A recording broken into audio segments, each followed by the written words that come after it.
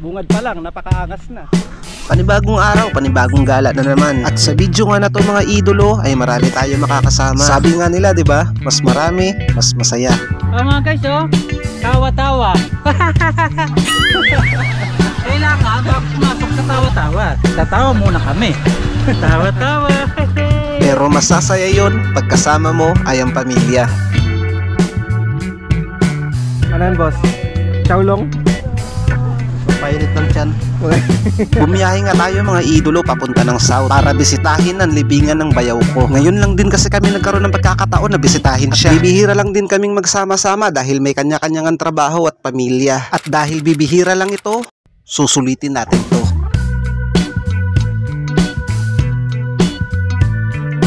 Kaya tara mga idolo, samahan nyo kami sa aming biyaheng South para bumisita na may konting gala.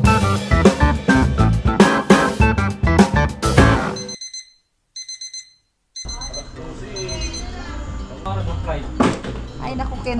Dating ko talaga 11. Hindi ka pala. Alas 3 pa lang ng umaga mga idolo ay nag-asikaso na kami para sa aming preparasyon. Dinala na rin natin mga idolo kung ano yung mga kailangan dalhin, tulad ng damit, pagkain at kung ano-ano pa. Dito. Nung nakumpleto na nga ang aming mga dadalhin sumakay na kagad kami sa may sasakyan. Sa sobrang dami nga namin mga idolo punong-puno yung van. Literal na siksikan. Parang sumama na buong angkan. Pero para sa akin lang mas masaya yung ganto. Kayo-kayong magkakapamilya, magkakasama at buo. Halos lahat nga sinama na namin, pati yung aso ko. Parang kapamilya na rin kasi ang turing namin sa kanya. Kahit saan kami pumunta, laging kasama siya. So kung napapansin nyo mga idolo napakadilim pa nga nung umalis kami sa bahay. Talagang inagahan namin mga idolo para mas marami pa kaming pwedeng magawa. Ang hirap kasi mga idol pag sa oras tayo'y magagahol. Sobrang layo ng biyahe natin ngayon kaya mahirap maghabol. So sa kalsada na rin nga tayo inabutan ni Haring Araw. Pagliwanag ng lahat, doon ko lang napansin ang ganda ng paligid, ang sarap sa paningin. So sa part nga na to ay huminto kami saglit para na rin bumili ng iba pang makakain. Ano yan, boss? Chowlong? Painit ng tiyan.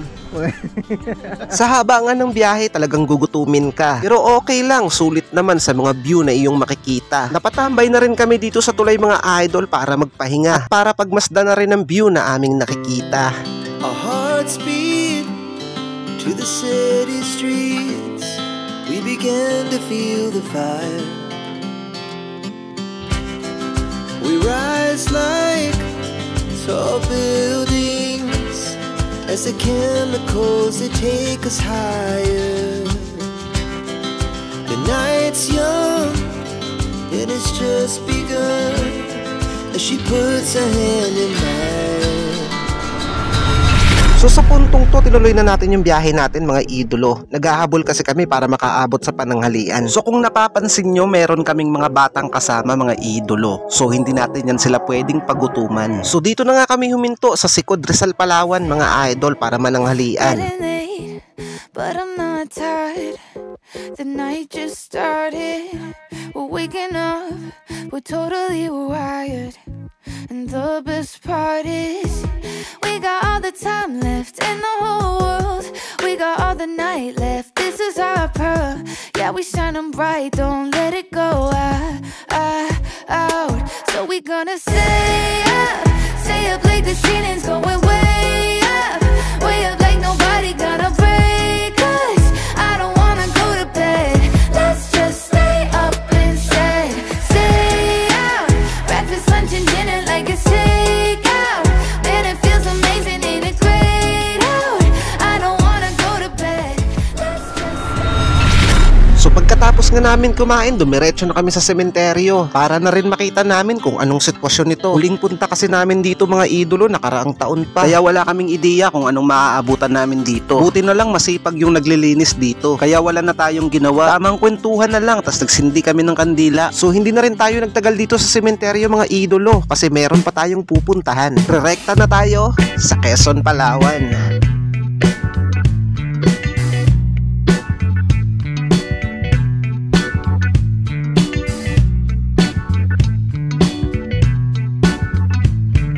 Next destination nga natin mga idolo ay pupunta tayo ng Tabon Cave. Sa puntong to mga idolo ay hinold nila yung aso natin kasi bawal yung alagang hayop sa loob. So nakakalungkot man, kailangan muna natin siyang iwan pansamantala. Tahol ka ng tahol mga idolo nung nakita niya akong papaalis na. Daka lang, balik kami agad. Bawal pala ang alagang aso mga idolo. Ito to. Iyak. Iyak talaga. Para sa Jamay ngayon. So pagdating nga namin dito mga idol, sobrang saya ko kasi ito yung unang beses na nakapunta ako dito. Hey, so dito kami ngayon mga idolo sa Tabon Cave. Bungad pa lang, napakaangas na. Di ba?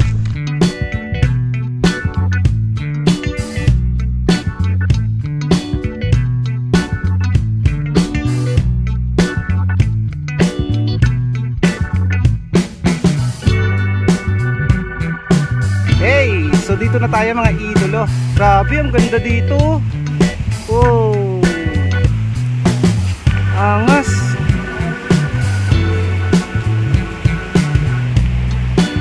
Grabe.